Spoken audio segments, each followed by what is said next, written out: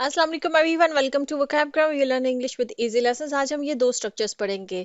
Bye के साथ जब हम वर्ब की आईएनजी फॉर्म यूज करते हैं और टू के साथ जब हम वर्ब की फर्स्ट फॉर्म यूज करते हैं तो इसका क्या मतलब बनता है, किस तरह के सेंटेंसेस बनते हैं, आज हम ये स्ट्रक्चर पढ़ेंगे। ठीक है, ये स्पोकन इंग्लिश में भी इस्तेमाल होता है और आपकी रिटन इंग्लिश में भी इस्तेमाल होता है। तो पहले हम पढ़ लेते हैं कि बाय के साथ जब हम वर्ब की आईएनजी फॉर्म इस्तेमाल करते हैं तो मीनिंग क्या बनता है। ये एक्सप्लेन करता है हाउ समथिंग हैपन्स और इज अचीव्ड। ठीक है, इसका फोकस क्या होता है, उस मेथड पे या उस मीन पे जिसके जरिए कोई काम किया गया है। ठीक है, जहन में रखिएगा कि जब सेंटेंसेस को हम बाय प्लस आईएनजी वाला स्ट्रक्चर के थ्रू बनाते हैं, इसका स्ट्रक्चर क्या बनता है, देखें, बाय होगा और उसके साथ जिरंड होगा। ठीक है, जिरंड क्या होता है, वर्ब की जो आईएनजी फॉर्म होती है उसको हम बोलते हैं।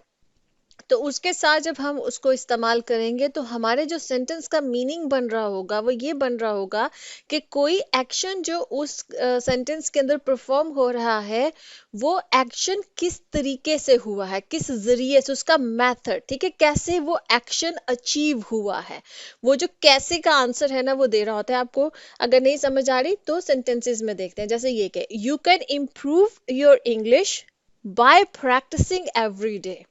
ठीक है, अब यहाँ पर देखिए बाय प्रैक्टिसिंग एवरीडे, ये मेथड बताया जा रहा है, तरीका बताया जा रहा है। ठीक है, तो इस वजह से हमने बाय यहाँ पर इस्तेमाल किया है। अब प्रैक्टिसिंग जो है यहाँ पर वो क्या है, वो जिरंड है, वर्ब की आईएनजी फॉर्म है, प्रैक्टिस उसके साथ आईएनजी यूज किया है।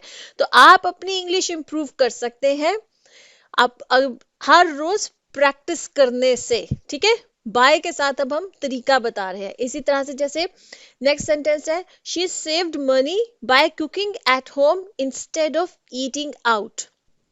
काम क्या सेंटेंस के अंदर हो रहा है, शी सेव्ड मनी, उसने पैसे बचाए।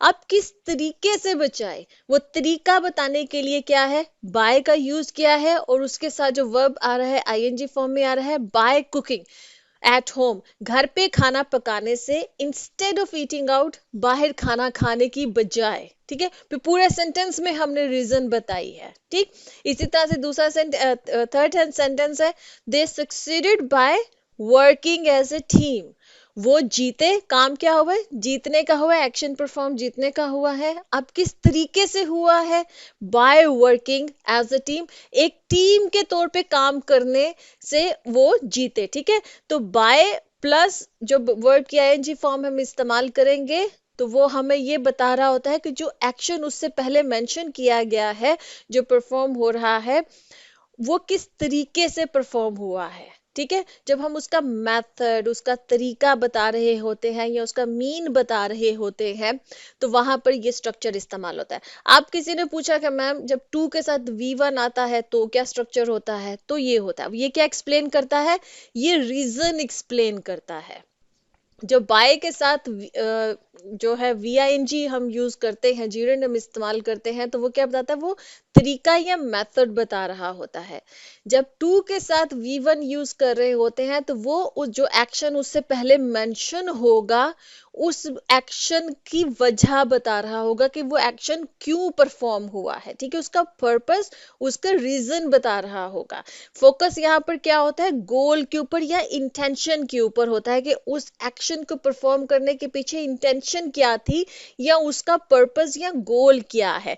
स्ट्रक्चर यूज होता है वो टू के साथ, जाहिर बात है V1 होता है जिसको हम इन्फिनेटिव भी बोलते हैं। ठीक है, आप सेंटेंसेस में समझाती, जैसे कि I joined a gym to stay healthy. अब यहाँ पर एक्शन परफॉर्म हुआ है जिम ज्वाइन करने का।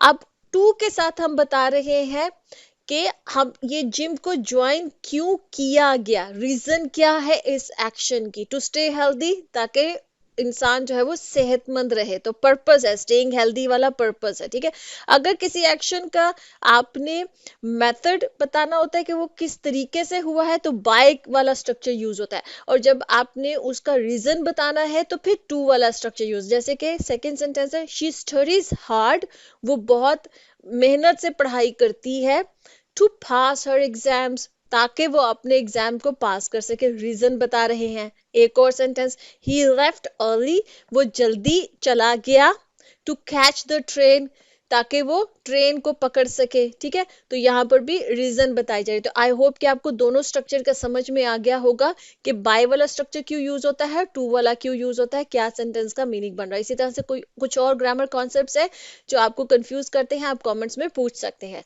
ओके जी, अल्लाह हाफिज।